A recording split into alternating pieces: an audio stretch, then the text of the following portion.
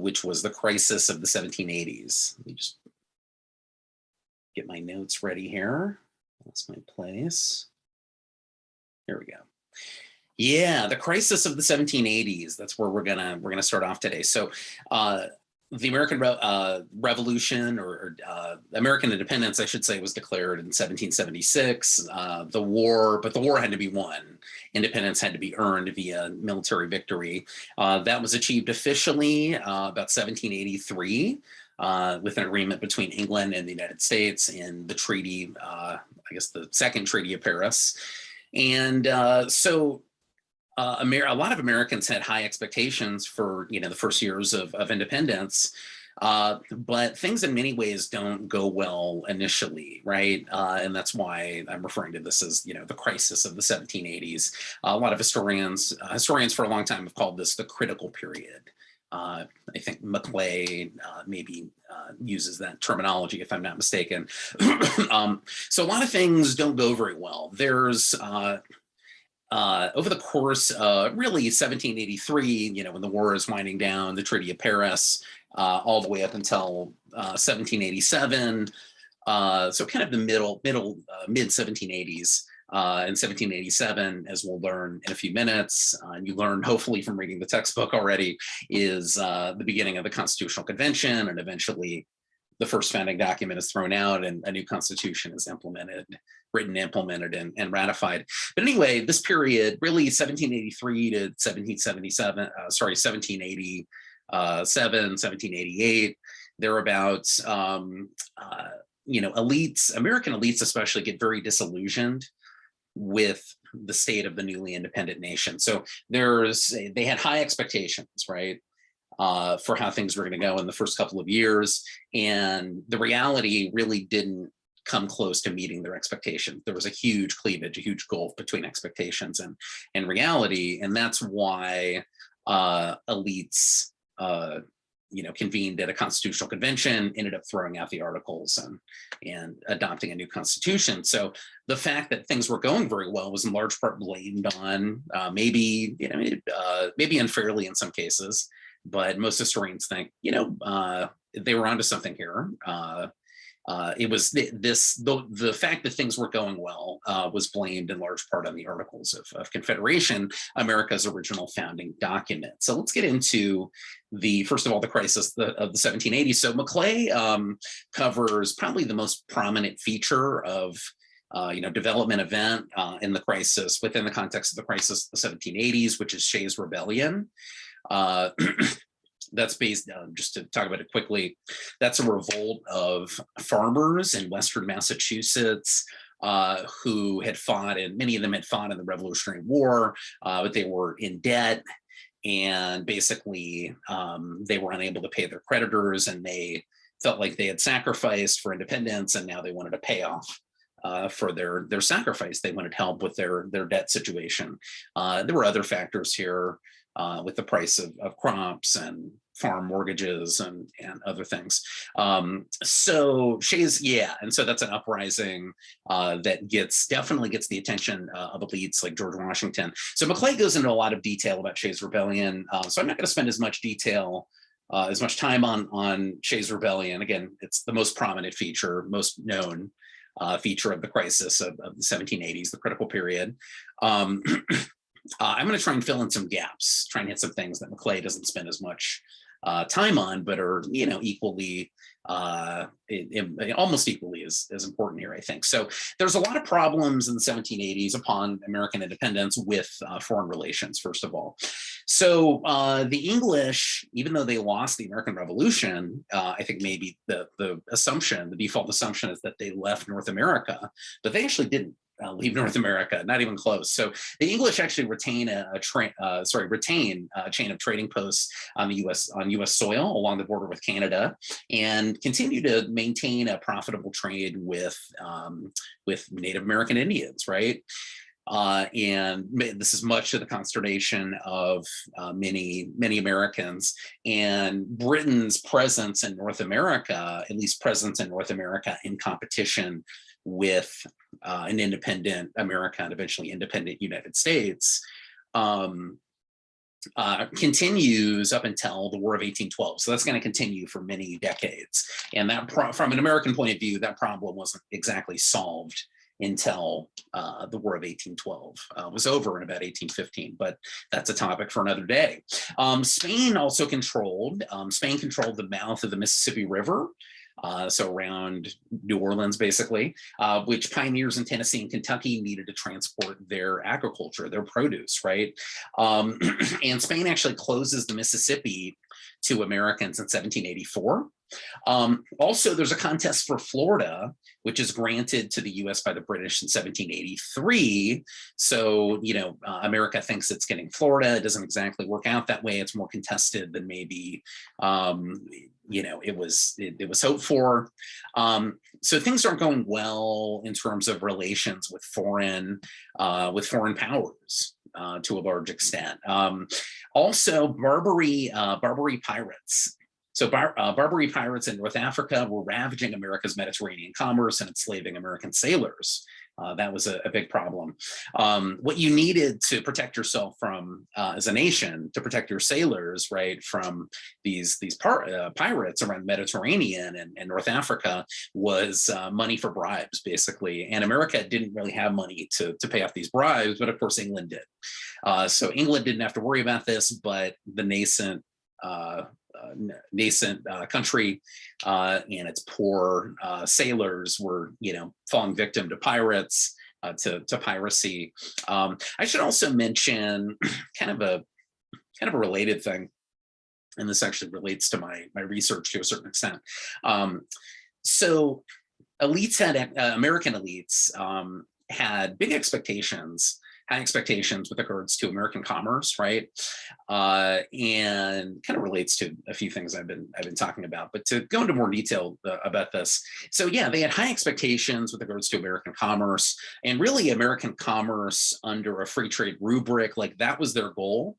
And they thought that was going to, at least economically speaking, lead the country into stability and order, and sort of into the 19th century, and into eventually becoming some semblance of a great power on par with countries like, nations like France and England. And it didn't work out that way. So the main issue was they wanted a free trade international system, and the international system in many ways went back to mercantilism. It's not to go into too much detail about this, but basically it was not a free trade system. It was not it was not a system, an international trade system, and just system of international relations in general, that was conducive to a prosperous American commercial sector built under a free trade rubric, right? That didn't work out. that was frustrating to elites as well, suffice to say. There were domestic problems to go with these kind of foreign relations, international trade, international problems, right? So domestic problems like the national government being extremely weak and decentralized. Some states refused to raise money for the national government, like I mentioned a few minutes in the previous video, and complaining bitterly. Many states began complaining bitterly about the tyranny of, quote, King Congress, when all Congress is trying to do is get them to pony up for a national government, right? You need money to fund a national government. 1/4 of what we asked you for probably isn't going to work. And what is the response from the individual states? Hey, you guys are acting like King Congress. We thought this was we thought this was self-rule and some semblance of democracy and not tyranny, right? So America really at this point was more of a name than a nation, right?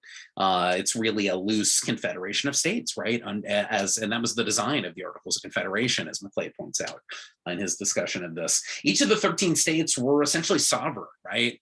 So they were all almost like independent countries, not really colonies, not really part of the United States, but really independent, more than anything else, independent entities with a very loose association with one another, and really no common order and purpose and structure, or not enough of one, you could say, right? Individual states quarrel over boundaries as well, even leading to minor battles, military engagements between states, as crazy as that sounds. Also pretty interesting or crazy is how some states levy tariffs on goods from neighboring states, right? States raise their own armies in some cases, right? When the continental currency collapses, each individual state issues its own paper currency, right? So this doesn't sound like the United States. This is 13 sovereign countries with some kind of very undefined being worked out on the fly, and via this sort of ad hoc process, like association with each other. That was hard to sort of pin down, right? And this situation just was not sustainable. Also, the national government is heavily in debt to bondholders like Robert Morris, who was really instrumental in financing the American Revolution. But yeah, so a lot of debt is owed to financiers like Robert Morris, the financier of the American Revolution, and a lot of debt is also owed to the French and the Dutch, who are, of course, demanding repayment, right?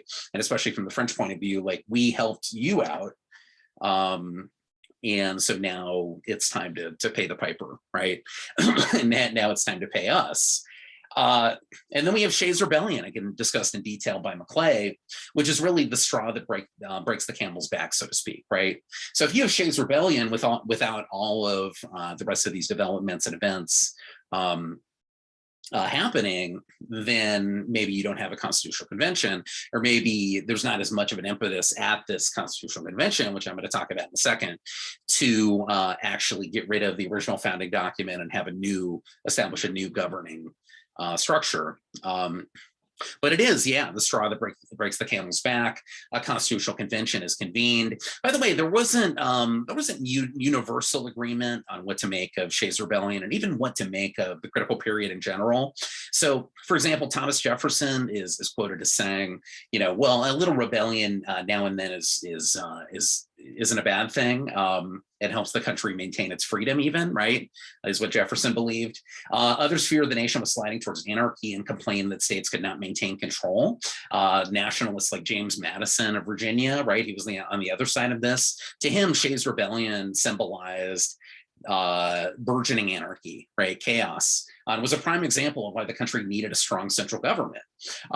He's quoted as saying on this subject, liberty may be endangered by abuses of liberty, as well as by abuses of power. So liberty, this nation was founded on liberty, and liberty, autonomy, freedom, self-rule is certainly in danger, is always in danger from authoritarianism and dictatorship and centralized power. We understand that, but also excessive liberty can itself lead to a loss of liberty, according to people like Madison. And this all leads to a constitutional convention. Okay, so let's pause for a second and define constitution. What is a constitution?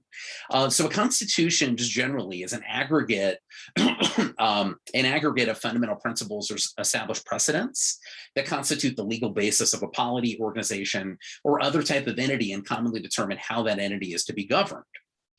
So in a nutshell, a constitution is a frame of government, right? A governmental frame. In a sense, the Articles of Confederation was very much a frame of government, and therefore was kind of the original Constitution, right? But of course, we know that it was superseded at this point in history by what we refer to as the Constitution, which is a new frame of government. So really, again, it's a frame of government. It's sort of everything has to operate within the boundaries of this document. By the way, it's not always a document. Sometimes it's a collection of precedents, whether it's legal, court precedents coming from the context of the judiciary, the courts. That's how England essentially establishes their sense of constitutionalism. In our case, it's written explicitly, and then it's codified. So Constitutional Convention, what did they talk about? Maclay gets into this a lot. But basically, control of commerce was more than any other problem. So there's a lot of problems, but control of commerce more than any other problem, led to the convention. It was about money. It was about, in large part, interstate squabbling over commerce, right? So these like tariffs, one state imposing tariffs on another state, different continental currencies. That was affecting the American bottom line. That was affecting national economic growth and development, and leading to sort of disorder and chaos. And more than anything else, that irked the men who gathered at the Constitutional Convention. Calls appear for a convention to meet in Philadelphia. To revise and strengthen the Articles of Confederation. That's the idea initially. Congress, slowly dying off and floundering in New York City at the time, was reluctant to summon a convention. But after 6 states appointed delegates anyhow, Congress issued the call for a convention. Decided to indeed issue the call for a convention. Every state except for Rhode Island chose delegates for the convention, and delegates were appointed by the state legislature. And there were 55 delegates from 12 states that convened in May 1787 at Philadelphia. Rhode Island refused to participate, but the 12 other states sent delegates, sent representatives. Not every, as I'm going to talk about more in a second, not everybody supported the Constitutional Convention, and especially the eventual Constitution. So patriots like Patrick Henry, is said to be quoted as in response to being invited to the Constitutional Convention to serve as a delegate. He said, quote, "I smell a rat," end quote. So he thought, this is essentially under the guise of, maintaining order and preventing chaos. And, we're going to sort of throw out the baby with the bathwater, and we're going to sort of reimpose dictatorial authoritarian monarchy, or some iteration of that, something resembling that, right? So let's see. Madison took copious notes at the Constitution, and that's how Constitutional Convention, and that's how we know, scholars have a good idea of how debates unfolded in large measure. More than anything, delegates, the 55 delegates, strongly desired a firm, dignified, and respected government, right? So they wanted a firm, a dignified, and a respected government. They believed in republicanism, but sought to protect it from its weaknesses abroad and excesses at home. So they didn't want to get rid of republicanism. They didn't want to go back to monarchy, but they thought that, republicanism, democracy, if you want to call it that, was kind of showing its weaknesses. And so democracy had to be pared back to a certain extent. Its rough edges had to be sort of smoothed over. That was the idea behind the Constitutional Convention. That was the collective goal, really, right? So they wanted to have central authority in controlling tariffs. They were determined to preserve union and ensure security against uprisings by what they saw as a mobocracy, right? So democracy is good, mobocracy, a faction like the one led by Shays' Rebellion, demanding things and getting their way. That was a bridge too far in terms of self-rule and democracy. Despite instructions to revise the articles, some of the delegates immediately began pressing to entirely scrap the old articles. And of course, that's what they ended up doing. Okay, so let's get to constitutional compromises. So there's and actually, before I get to that, let me talk about the large state plan, also known as the Virginia plan, and the small state plan, also known as the New Jersey plan. So large state plan, this was proposed by populous Virginia, and the idea was representation based on population. So in other words, proportional representation, right? And thus giving large states essentially an advantage.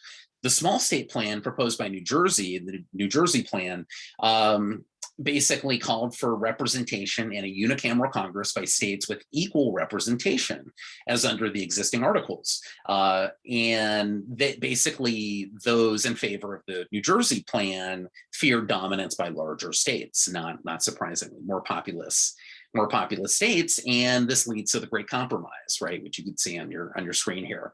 So the Great Compromise, basically angry debate between large states and small states led to a deadlock, and this deadlock threatened to end the convention in failure, right? So the Articles of Confederation wasn't even going to be revised, right? Nothing, the nation would just kind of keep going along in this sort of haphazard, ad hoc, chaotic fashion. So a compromise was hammered out through creation of a bicameral legislature in which the House of Representatives, based on population, and equal representation in the Senate. And that's what we ended up getting in the Constitution, and that's what we have today: a lower house, House of Representatives, that's based on population, and an upper house, the United States Senate, with 2 senators for each individual state, right? House of Representatives is voted on by the people. Initially, this is the difference between then and now. So initially, according to the Constitution as it was originally written, the Senate, so the Senate represents the states, and therefore was elected. The design was that it represents the states, and therefore senators were elected by state legislatures. So individual state legislatures, basically the Congress for each individual state, it was their job to choose senators under the Constitution, or they were given that power, that authority, right? There was no direct election of senators, in fact, until the early 20th century, and that was an eventual amendment to the Constitution. Okay, so the first 3 articles of the Constitution embody the doctrine of separation of powers. Separation of powers, whereby the federal government is divided into 3 branches. A lot of you hopefully already know this. For those of you that don't, I'll just cover this really quickly. But it's the legislative branch makes the laws. That's the Congress, the House of Representatives, and the Senate. The executive branch executes the laws, carries out the laws, and the executive branch is headed by a president of the United States, obviously. And subordinate officers, many of whom are appointed by the president or members of the president's cabinet. And then, of course, a judicial branch consisting of the Supreme Court and other federal courts, whose job it is to interpret the law. And we also have, so basically it's divided power, separation of powers, checks and balances. Let me talk about checks and balances really quickly. So the design of the U.S. Constitution is that each branch of government is designed to check every other branch of government. It's pretty interesting if you think about it. So at least I think it's interesting. So for example, as I mentioned, the legislative branch makes the laws, right? So they come up with initiate bills, and eventually some of those bills get past the House of Representatives, get past the Senate. Well, wait a second, they have to be signed into law by the president. The president can veto them. So that's a check that the president has on the Congress and the legislative branch. Now, the legislative branch has a check on the president, well, in multiple respects, but specifically they can override a presidential veto through a 2/3 majority, if they have a 2/3 majority to do so in each individual house of Congress, the Senate and the House of Representatives. So yeah, so both branches have a check on one another. And of course, the Senate also has the power. So the president appoints cabinet members, for example, but the Senate has the power to, they have to be confirmed, essentially approved, ratified through the Senate. So the Senate has power over nominees, presidential nominees, appointments, right? So the Senate's also involved in, and this has come up recently, the Senate is also involved in the appointment and eventual seating of Supreme Court justices. So they're chosen by the president, but approved, ratified by the Senate, right? So that's checks and balances, essentially. Federalism. So there's divided government in another sense, right? So government is divided sort of this way, if that makes sense, right? Legislative, judicial, and executive, and at least theoretically under the design of the Constitution, and we can, you can debate whether this is how things have worked out, but the way it's designed, those were intended to be co-equal branches of government. All three branches of government have equal power, co-equal, right?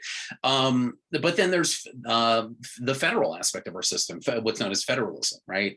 So there's a national government that's subordinate to state governments, which retain a lot of power and authority and autonomy, right? And even you can go even closer to the local level, the county level, the city level, etc. So it's divided not just this way, but also this way, if that makes sense, hierarchically, and that's known as federalism. If you're not aware of that, right? Article 7 of the Constitution also establishes a procedure to ratify the I'm sorry, yeah. So that established a procedure to eventually ratify the Constitution, and it was eventually ratified. And I was going to mention the Constitution also has built into it a process of constitutional amendment, right? And the first 10 amendments to the Constitution are known as the Bill of Rights. So when those were passed almost immediately upon implementation of the Constitution, the new founding document, the Constitution. But yeah, I'll talk more about the Bill of Rights in a second here. Other aspects of the Constitution, the 3/5 compromise. So basically Southern states insisted that each slave be counted as a full person in apportioning representation of the House, and the North refused to do this. And it's a pretty bold, grab my water here. This is a pretty bold claim on the South part. So they don't want to give them not even talking about citizenship like voting rights and constitutional protections for African Americans, but they also don't even want to give them their freedom from bondage, from slavery, but they want to count them as a person. So they get more representation in, for example, the House of Representatives, right? And they maybe get more money from the federal government as a result, right? So the North refused, and a compromise was constructed that come to that it was 3/5 of a person. 3/5 of a person was what slaves were counted at. As in terms of proportional representation.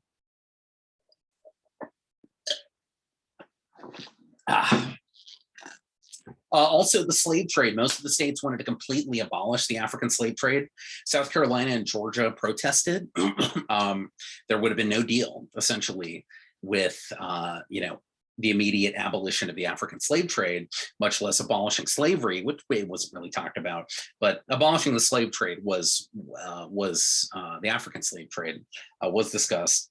Georgia and South Carolina threatened to walk, so a compromise was reached that the slave trade will end in 1808.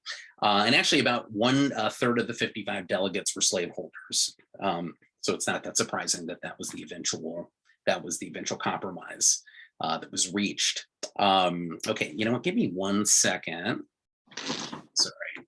I would pause the video, but then I'm afraid it's going to make me lose this whole video. Give me like 10 seconds.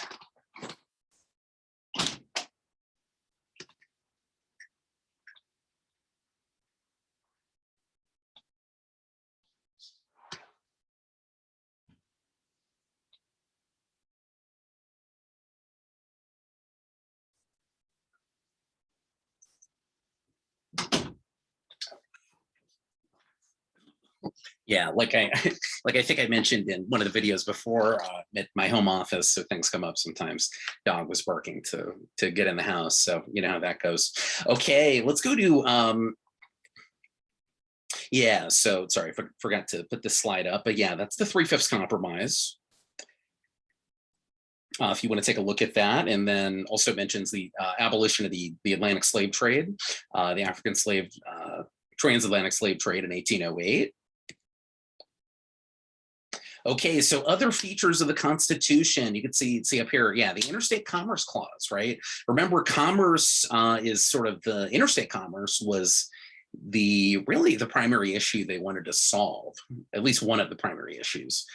So Interstate Commerce Clause that made its way into the Constitution, declared that Congress may regulate commerce between the states. States, similarly, according to the Constitution, states may no longer issue paper money. Only gold and silver, at least at this time, were regarded as legal tender in under the new Constitution, under the new founding document. There were protections against democracy as well. Senators, at least initially, were not directly elected. We know that changed eventually. But that was the case upon adoption of the Constitution.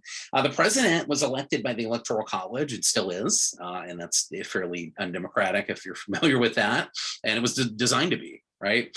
Federal judges are judges for life, are appointed for life. Only the House of Representatives was intended to be elected by direct or popular vote. Constitution also established a president, right? There's no president under the Articles of Confederation. Of course, George Washington is the first president, but that begins with the adoption, the writing and the agreement and ratification of the Constitution. So yeah, the president is intended to be essentially a strong independent executive.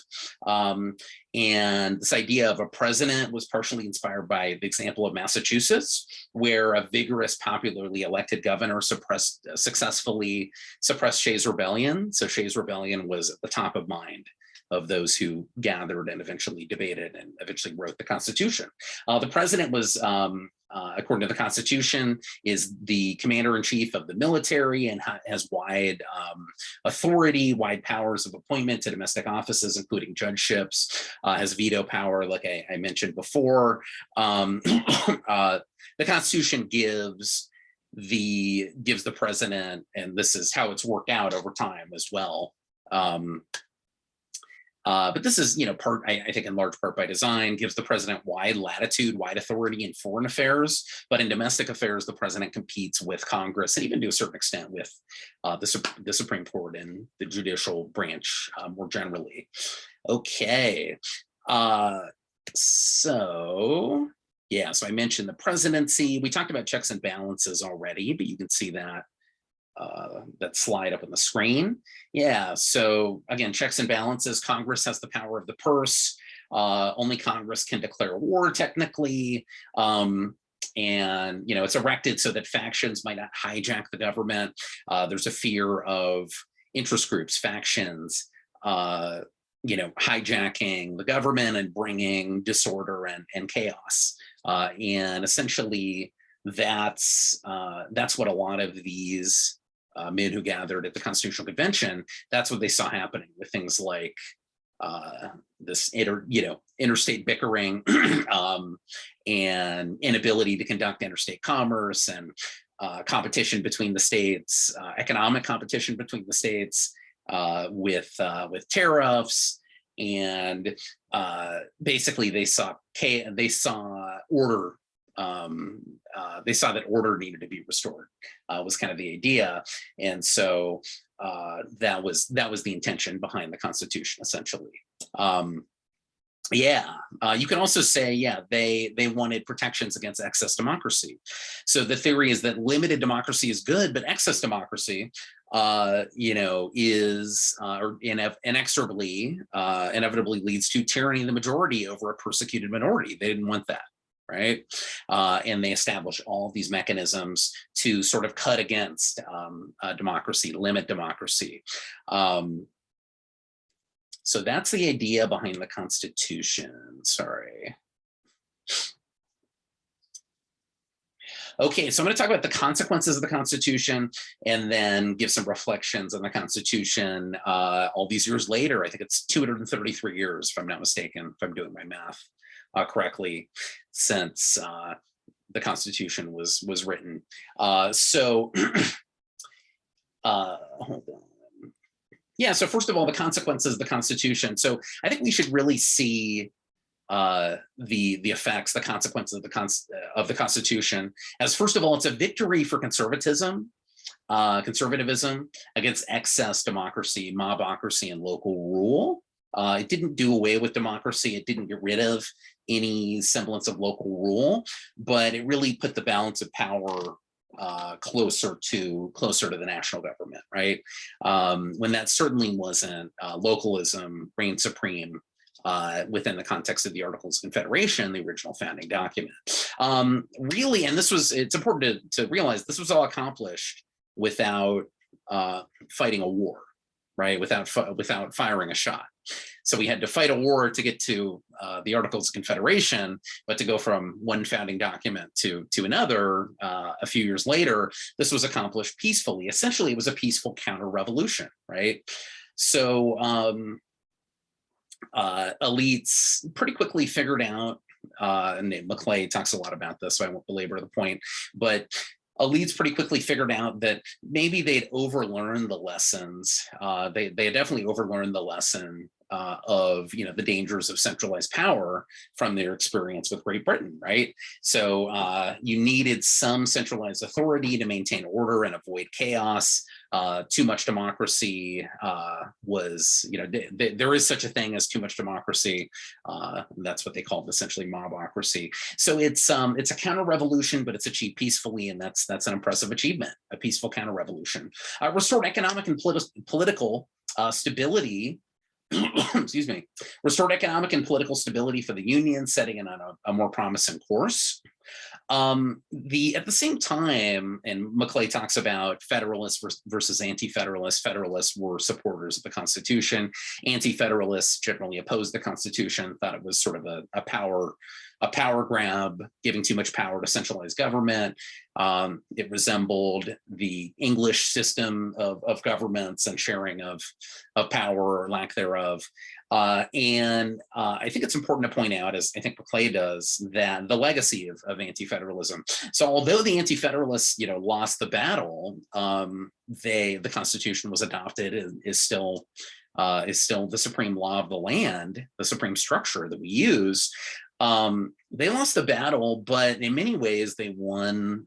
Maybe didn't win the war, but their points were influential and continue to be influential, right? So they forced the drafting of a Bill of Rights, which made it essentially became the first 10 amendments to the Constitution. And that set a precedent for opposition to a strong central government, right? So the Bill of Rights, like the First Amendment, free speech, right? The right to bear arms, Second Amendment, the protections against searches, illegal excessive searches and seizures, the Fourth Amendment, the Eighth Amendment, the right against protections against cruel and unusual punishment. So these are considered to be essentially a part of the original Constitution, even though they technically weren't, right? They were the first 10 amendments, they were changes to the Constitution, but they're considered to be as much a fabric of the American constitutional structure and the American system, and a statement of American values as any other part of the Constitution. And if not for the Anti-Federalists, the Bill of Rights probably wouldn't have happened, or would have happened some iteration of the Bill of Rights might have happened later. We don't know, right? So the Anti-Federalists it's not as simple to say as, it's an oversimplification to say that the Anti-Federalists lost. They were, definitely influential. And yeah, let me reflect really quickly on the Constitution, again, about 233 years later. So this is our U.S. Constitution is regarded as the oldest written and codified national constitution in force. So meaning constitution that is still the supreme law of the land. In terms of constitutions that are still the supreme law of the land, we have the oldest one. So what do we think about it, right? What are its kind of strengths? Can we identify any weaknesses? I think it has both strengths and weaknesses, right? Certainly this has been debated by scholars for decades, for hundreds of years. So I'm not going to give any definitive answers, but I'm just going to kind of get you thinking about this a little bit. So I think undoubtedly the Constitution was an amazing achievement that has stood the test of time. Again, oldest written and codified national constitution and in force. That's impressive, right? Think about how many different ruling regimes and founding documents Francis had, for example. So we have one overall structure of government. There's been some changes to it, but it hasn't been scrapped, and it's been quite a long time here, right? So I think it's inarguable that it's effectively prevented democracy from falling into tyranny, which is what it was intended to do. The Madisonian system of checks and balances, separation of powers, checks and balances, federalism, it's meant to make it really, basically it's meant to be really good at maintaining the status quo, right? Or maybe I could say that's what it's proved to be over time very good at, right? So it's very hard, you could say that's a good thing, right? In the sense that it's very hard for a wannabe dictator, a wannabe authoritarian to amass too much power. So yeah, it's good at preventing tyranny, right? It's good at sort of gumming up the works. It's good at sort of maintaining the status quo. And by the way, whether that's a tyranny of a minority faction, i.e. Shays Rebellion, but also tyranny of the majority, right? So it's very much built on the principle of divided power. It's very hard to get things done. So that's a good thing. Again, in the sense of it helps to prevent against one individual, even one party, one faction amassing too much power to the point where that can't be undone, right? So I think it should be given credit for that. But at the same time, a system that values divided power as much as the Constitution does, with the status quo bias that's built into it, I think undoubtedly has negatives, right, or drawbacks. And it's up to you to, consider, do the positives outweigh the negatives or not, right? I think undoubtedly there's points of criticism, especially from our vantage point in 2022. So this status quo bias, I would argue, has some negatives in the sense of, I think, especially in a contemporary context in America, this is one of the reasons why people are very cynical, why people are distrusting of politicians and the political process just generally, right? A lot of people don't vote, or they don't think their vote matters. They don't think their voice matters, right? And I think a big part of that is this divided power aspect of things, right? So think about in 2008, the election of Barack Obama, the first Black president. It was supposed to be big transformational change. I'm not going to make a statement about, whether his policies, were good policies or would have been good policies if implemented, or even someone like Trump or another Republican president, but just kind of looking at this from the perspective of the Constitution. And so anyway, Obama is elected in 2008, first African-American president, big transformational change was promised, and some big things did happen, most notably the healthcare overhaul of healthcare in, I guess, 2009, 2010, around then. And, it depends on kind of what's important to you. My point is that a lot of things that Obama promised didn't end up happening. And, there's a big reason for that, I would argue, is that power is given to the minority. So Mitch McConnell and the Republicans in Congress blocked a lot of things that Obama wanted to do. And Democrats, at least early in Obama's first term, had control of all the levers of power, right? Essentially had control of the House of Representatives and the Senate. And one would think that you should get to try your agenda, right? Now, how much of your agenda should you get? If you have 140 things that you want to do, should you get all 140 things? Should the party that won the majority get their way on literally everything? I think most people would say probably not. That's a little excessive. But should they get half the things that they wanted? Should they get 20% of the things that they wanted? That's debatable. But I think we've come into a situation where whether it's Obama in 2008 or even Trump, who at least for a time, I believe, had a majority in both houses of Congress, right? And had an agenda, and a lot of things on his agenda didn't pass. And, so at a certain point, I think that's frustrating to people. People vote expecting that their vote is going to have actual policy consequences, right? But oftentimes things don't actually happen, and they think, oh, politicians are liars, and maybe they don't always keep their promises. That's true. But another part of this is, again, this is the way the system is supposed to work. A minority, so essentially you need 60 votes in the Senate to pass anything through the Senate. Now, the filibuster isn't written in the Constitution, but at the same time, the Constitution didn't preclude the implementation of something like a filibuster, right? So now you don't need 50 votes, you need 60 votes in the Senate, right? So again, we're in a situation where major legislation, especially on domestic policy attempts to solve domestic problems, there's a huge status quo bias, right? So whether it's Obama in 2008, Biden in 2020, Trump in 2016, they're, and kind of inevitably going to get very little, a very small portion of their agenda passed. And at the same time, we have these 2-year, campaigns where they make all these promises. I'm going to do A, B, C, D, E, F, G. Very little of that actually gets done, and that breeds sort of cynicism. And then I think, in my own opinion, politics become about identity. Right? It's sort of a statement. It's sort of, my side is going to win, and then we get to stick it to the other side. The blue team gets to stick it to the red team, or the red team gets to stick it to the blue team for 4 years. We get to occupy the bully pulpit. There's going to be some policy consequences, some, favorable appointments, right? And then, but, 2 years in, we're going to start campaigning for president again, and everything just kind of continues, right? So this has led to cynicism. It's made, in my opinion, it's made elections not as much about policy as they probably should be, and just kind of statements of sort of cultural values and identity. And kind of owning the other side, sticking it to the other side.